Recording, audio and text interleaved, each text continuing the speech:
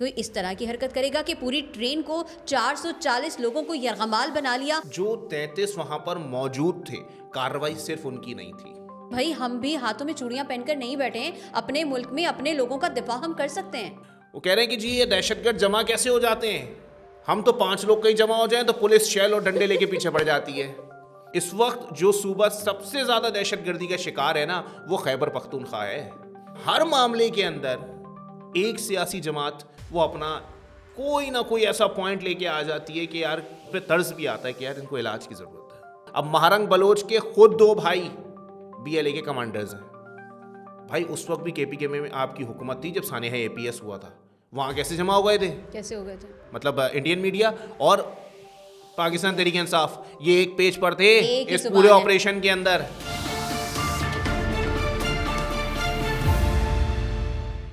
दुश्मन के कदम आएंगे गर पाक वतन में, हम उसको सुला देंगे मट्टी के कफन में। बन जाएंगे कातिल के लिए कहरे इलाही, हम मिल्लत इस्लाम के जांबाज सिपाही। लहराएंगे हर हाल में इस देश का परचम, रोके हमें बढ़ने से दुश्मन में कहाँ दम। और दुश्मन में जब दम नहीं होता तो फिर वो नीच हरकतों पर आ जाता है, छोटी हरकतों पर आ जाता है। लेकिन दुश्मन ये भूल बैठा है कि दुश्मनी के भी, जंग के भी कुछ उसूल होते हैं। और जंग में भी औरतों पर हाथ नहीं उठाया जाता, औरतों को यरगमाल नहीं बनाया जाता, बच्चों को ढाल नहीं बनाया जाता। मगर अलमिया ये है कि अब ऐसा दौर आ गया है कि दुश्मनी करने वाला सामने भी नहीं देख रहा, दहशतगर्दी करने वाला हर उसका मजहब अपना कोई है नहीं, अकीदा उसका कोई है नहीं, मसलक उसका कोई है नहीं। ऐसे में वो सिर्फ पाकिस्तान में इंतशार फैलाना चाहता है, पाकिस्तान में अमन अमान की सूरत हाल को खराब करना चाहता है। और ऐसी एक बुज़दिलाना कार्रवाई फिर से की गई है। अली जाफर एक्सप्रेस का वाकया हम सबकी नज़रों के सामने से गुजरा है। कोई इस तरह की हरकत करेगा कि पूरी ट्रेन को 440 लोगों को यरगमाल बना लिया। उनको बिल्कुल भी इस बात का अंदाज़ा नहीं था कि भाई हम भी हाथों में चूड़ियां पहनकर नहीं बैठे हैं, अपने मुल्क में अपने लोगों का दिफा हम कर सकते हैं। 33 दहशतगर्द थे जिनको जहन्नुम हासिल किया गया। 440 लोगों को 33 लोगों ने यरगमाल बनाया। 35 लोगों ने इस तरह यरगमाल बनाया क्योंकि वो जो 440 लोग थे, किसी के पास कोई बम, कोई बंदूक, नहीं थी। कोई बारूद थोड़ी था। ठीक है ना? ये 33 जो आए थे ना, ये पूरी तैयारी के साथ आए थे। हम्म। ठीक है? अब बात यहाँ पर ये आती है कि सिर्फ जो 33 वहां पर मौजूद थे, कार्रवाई सिर्फ उनकी नहीं थी। हम्म। ठीक है? उन लोगों की भी थी जो सोशल मीडिया पर, मीडिया पर, अखबारात के जरिए इनको बिलवास्ता या बिलावास्ता सपोर्ट कर रहे थे। बिल्कुल। ठीक है? अब बात यहाँ पर ये आती है कि हर मामले के अंदर एक सियासी जमात वो अपना कोई ना कोई ऐसा पॉइंट लेके आ जाती है कि यार कभी-कभार उन पे गुस्सा भी आता है, कभी-कभार किसी भी उन पे तर्स भी आता है कि यार इनको इलाज की ज़रूरत है।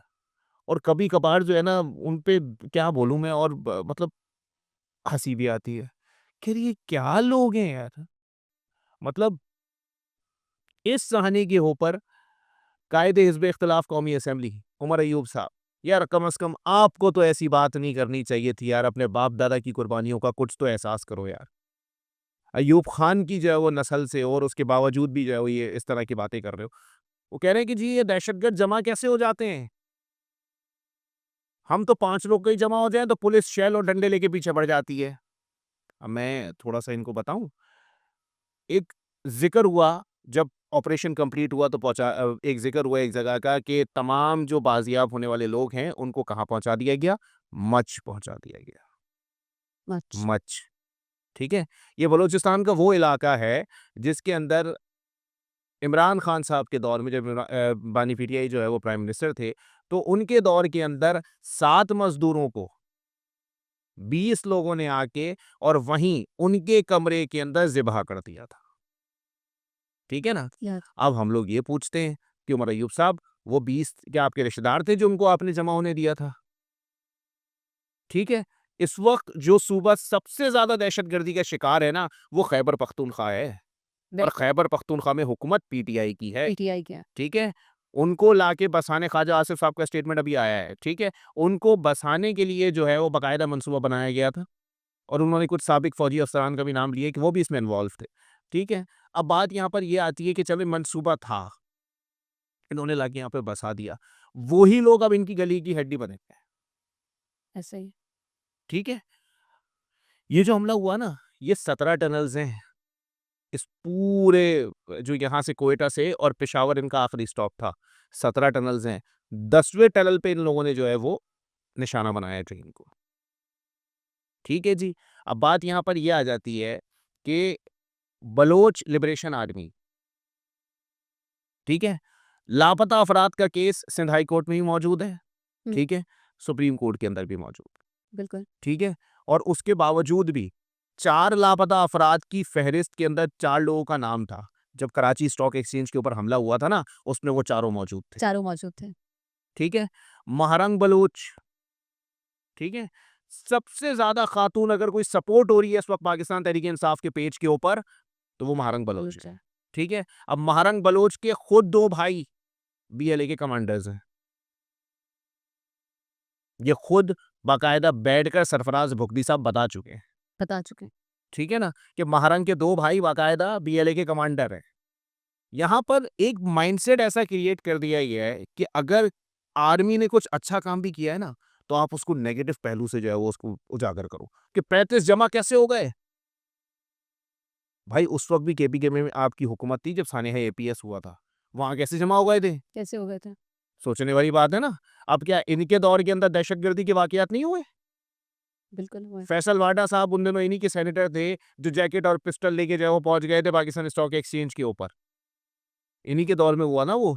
अब बात यहाँ पर ये आती है कि हर चीज के ऊपर सियासत करना, हर चीज को जो है वो अपने गंदे सियासी मकासद के लिए इस्तेमाल करना, ये इनका और वतीरा बन चुका है। लेकिन अब वही बात है ना अली कि हम बाहर दुश्मन को कैसे जवाब दें। इंडिया ने कल से परसों से जिस तरह वावेला मचाया हुआ है, सिर्फ इंडिया, तो प्रोपेगेंडा करे, हम उनका मुंह बंद कैसे करेंगे जब हमारे तो घर के अंदर बोल रहे हैं। बात यहाँ पर ये, कल अता ताराड़ साहब का स्टेटमेंट आया है इसी के ऊपर। उन्होंने कहा बीएलए, भारत मीडिया, मतलब इंडियन मीडिया और पाकिस्तान तहरीक इंसाफ, ये एक पेज पर थे एक इस जुबान- पूरे ऑपरेशन के अंदर, एक ही जुबान बोलना है। ठीक है ना। बात यहाँ पर ये आती है कि अगर दहशतगर्द आ रहे हैं ना, तो वो भी हाथ में कोई लॉलीपॉप लेके नहीं आते, ठीक है, वो भी AK-47 लेकर आते हैं, गोला बारूद लेकर आते हैं। और उनको जो है वो जिस तरह जिस नेटवर्क से असलहा पहुंचाया जाता है, वो चाहे भारत के जरिए हो या अफगानिस्तान के जरिए हो, तो उनके पास जदीद असलहा है, बेहतर असलहा है। उसके सामने भी अगर हमारी फौज मुकाबला कर रही है तो हमारी फौज को सलाम है, बिल्कुल सलाम है, ठीक है बिल्कुल ना। सलाम। यहाँ पर तो सूरत हाल ये होती है कि हर चीज के अंदर आपको फौज चाहिए।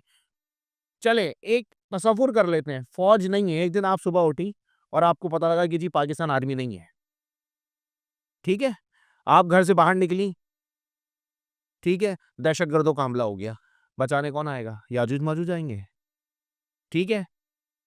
एक और दिन गुजरा, बारिश हो गई, सैलाब आ गया, ठीक है, बचाने कौन बचाने कौन आएगा? फौज आएगी, ठीक है। तो भाई हिफाजत इसको भी छोड़ दें, ये तो फिर भी जो है वो कुदरती आफात हैं। अभी चंद कदम के ऊपर अगर एक 7 मंजिला बिल्डिंग गिर जाए ना, तो हमारी इंतजामिया के अंदर इतनी भी कैपेबिलिटी नहीं है कि उस बिल्डिंग को उठा सकें, मलबा उठाने भी हमारे फौज जान आएगी। आएंगे। बिल्कुल ये तो बिल्कुल। सूरत हाल है पाकिस्तान के अंदर।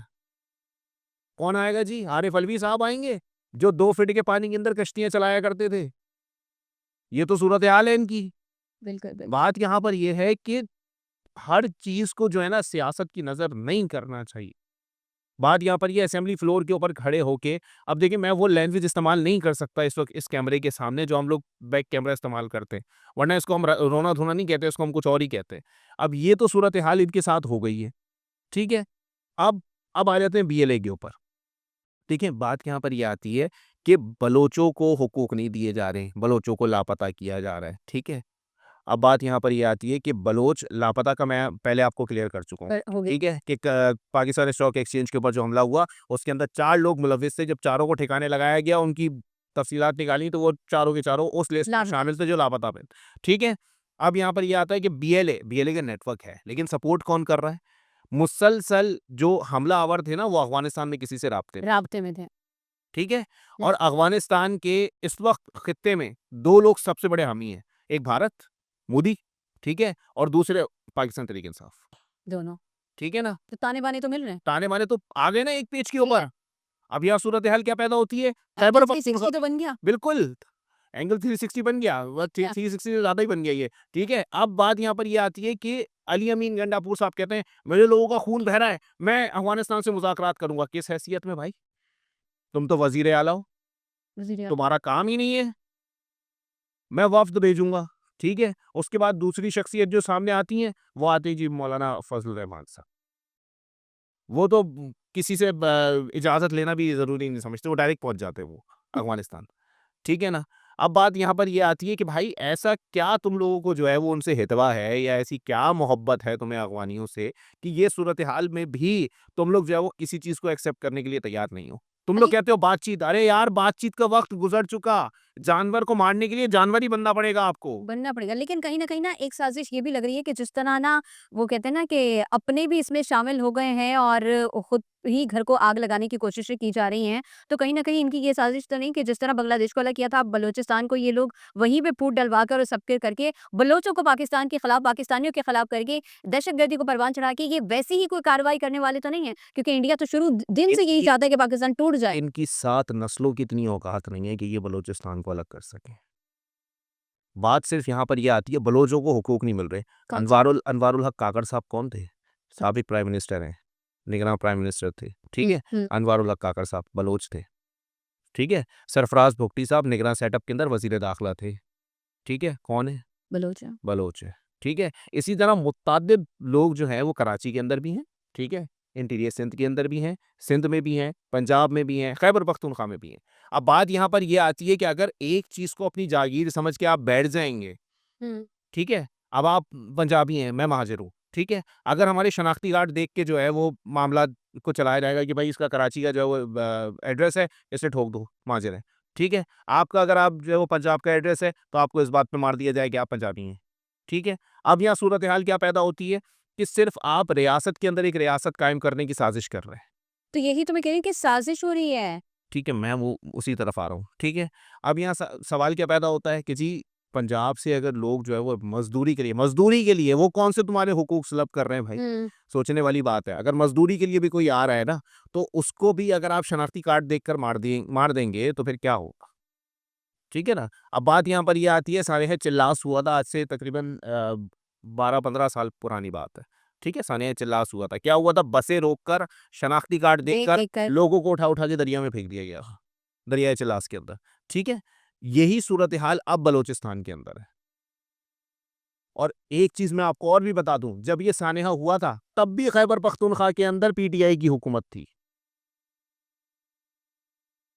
बात तो यहाँ पर ये आती है ना कि एक जड़ जिसकी जो है वो रूह रवाई आप हैं, हुँ। ठीक है? अब बलोचों से आप इतनी यकजहती का इज़हार कर रहे हैं, साढ़े 3 साल आपकी हुकूमत थी, आपने बलोचों के लिए क्या किया है हुकूक तकबीर के लिए? उन्होंने तो किसी के लिए भी खैर कुछ नहीं किया। ठीक है ना? अब आप बलोचों के जो है वो चाचे-मामे बने हुए हैं, आपने बलोच भाइयों के लिए क्या किया है? ये सूरत-ए-हाल आप बताएँ।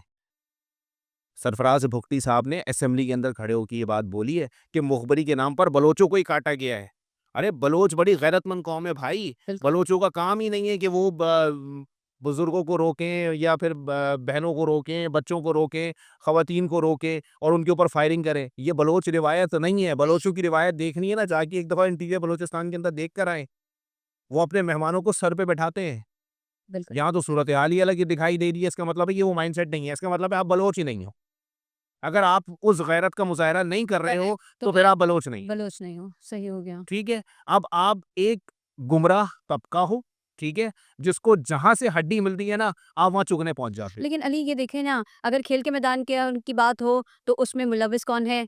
पीटीआई। सियासत की बात हो, मुलव्विस कौन है? पीटीआई। मईशत की बात हो, कौन मुलव्विस है? पीटीआई। आईएमएफ से मुज़ाकरात ना हो, मुलव्विस कौन है? पीटीआई। अब मुल्क के अंदर इंतशार दहशतगर्दी, यार 440 लोग थे, बच्चे थे, औरतें थीं और उस पर भी सियासत चमका रहा है कौन? पीटीआई, जिसका अपना वजूद खत्म होता जा रहा है। Action speaks louder than the words.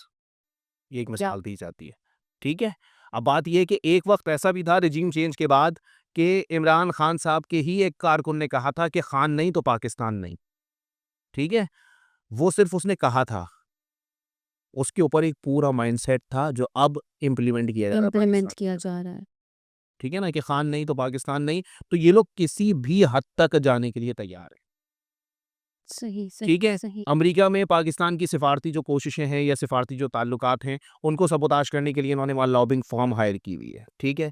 $30 lakh महीने के उसको पे किए जाते हैं। पहले तो ये मैं मुतालबा करता हूँ हमारी एजेंसीज़ से कि एक दफ़ा ज़रा इंक्वायरी तो करें कि ये $30 लाख आ कहाँ से रहे हैं। आते कहाँ से? ठीक है ना? इन्होंने तो हर चीज़ कब्जे पे बनाई हुई है, ज़मान पार्क कब्जे के ऊपर, बनी गाला कब्जे के ऊपर, ठीक है, अलकादिर यूनिवर्सिटी कब्जे के ऊपर, हर चीज़ तो इनकी कब्जे के ऊपर है। कब्जा एक इनकी जो है ना वो शौकत खानम अस्पताल रह जाता है, उसकी ज़मीन भी इन्होंने मियाँ नवाज शरीफ से ली थी। अब यहाँ सूरत हाल ये पैदा होती है कि